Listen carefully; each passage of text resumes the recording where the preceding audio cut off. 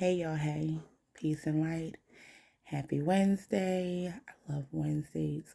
So listen, being completely transparent, we did attempt to kick off Step Aside last week, but Zoom played with several people, including myself. So we're just going to switch platforms because we can do that. Yeah, that's what we're doing. Um, just wanted to chat a little bit about how it's going to go and also go ahead and run that step one back because you can't have a 7 step guide without a step one, right? So here it goes. We will pre record, well, I will pre record, upload, which gives you time to watch the video whenever. I don't know why this wasn't my first idea. Um, Comment, and then on Thursdays, we will recap and discuss via either Facebook Live or Instagram Live. If you're not following me on Instagram, what really are you doing? Like, what? SJ Speaks 111 on Instagram. That's where you need to go and follow me to stay up to date on everything. So let's get into it. Step Aside 2.0. It's a 2.0 because I did this back in 2019, I want to say.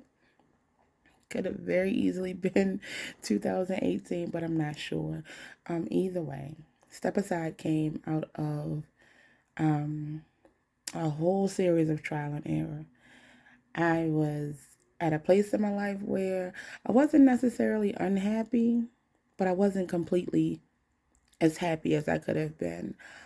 Just feeling unfulfilled and not really knowing what to do next. Like, I knew that I wanted to be doing more. I knew that I should have been doing more. I knew that I was capable of doing more. Um, but I just couldn't find the motivation in to get it done. And I just had to really find that. But the way that the motivation came was, I'm trying to stop myself from saying weird because it was divinely aligned. I want to say for about 2 weeks, I kept hearing the word move in my head. Now, mind you, at the time, I'm like, life is pretty good. Move. Move where? Out of my apartment?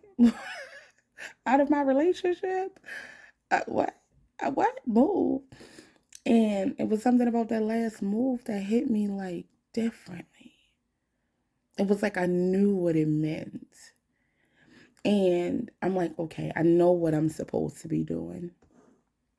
I know how to get there. Like I have all the tools. And I'm more, like I said, more than capable. But just that feeling of being stuck and unmotivated and me being a master procrastinator just drug out the process. I could have been living the life I wanted to live had I moved sooner, but everything in its time. So just realizing that, everything I wanted was on the other side of me making a move. That was it. It literally was that simple. Because I knew what I wanted to be doing, because I knew what I was supposed to be doing, because I knew what I was capable of doing, I had already long since started doing everything I needed to do to position myself for the greatness and the success that I was procrastinating getting to. And that like crazy how we do that? Like I knew what I was supposed to be doing. And I was just dragging my feet. And one thing about the universe or God or the creator, whomever you refer to it as, it's only gonna let you procrastinate but for so long. Okay? So that last move lit a fire up under me, set my soul on fire. And it was in that moment that I realized like I had to remove the self doubt. One, I had to realize that I was the one in my way. There were no other limitations on me than the ones I put on myself. And that's often the case. We limit ourselves without even thinking about it. It's really, really easy, right? We may know exactly what we need to do, but then we tell ourselves we don't have time. We got to make time. We don't have the finances. We don't have the emotional capacity. We don't have the mental capacity to engage the idea of something greater than what we currently have. And it's an ugly lie we tell ourselves, but it's like the easiest lie to tell yourself, right? And in turn, you also start to feel like maybe you don't deserve those things. And then sometimes you're like me and you aren't ready to deal with the responsibility that comes with going after what it is you want. You don't want the responsibility of living the life that you know you want and deserve. Like, I knew that what I wanted was going to come with a lot of responsibility, and at the time I was just not prepared to take it on, or at least I didn't think that I was. And so realizing and acknowledging that it was me standing in my own way, and accepting that and not beating myself up and forgiving myself for taking so long, forgiving myself for telling myself those lies, I was able to go ahead and start moving forward. So literally, like, that's the first step of the 7-step guide to getting out of your own way, is just to realize, acknowledge, and accept that it's only you standing in your way. There is nothing in this world that we cannot accomplish if we just get out of our own way. If we just accept that it's only us limiting us. A lot of people will say, but circumstances. So what about circumstances? There's always more than one way to skin a cat. So maybe you can't get to what you need to get to right away. That doesn't mean that you shouldn't prep to be able to get to it in due time. Because right away just may mean it's not your time. But when the time comes, you'd best be prepared, because the time will come. So it's only but so long you can run from yourself. It's only but so long you can ignore what is for you. It's only but so long before that fire is lit up under you and you have to do something about it.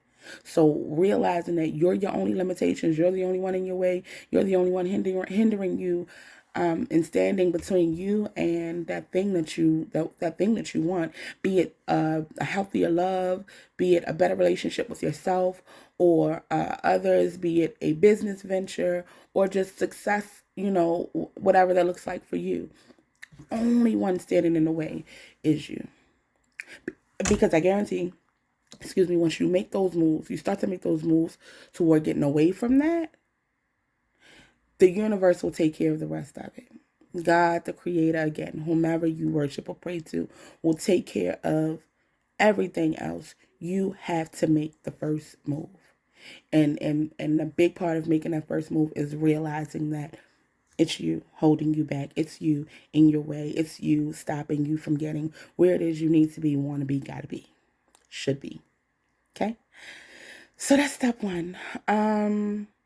I would like to know what it is that you feel like you are standing between.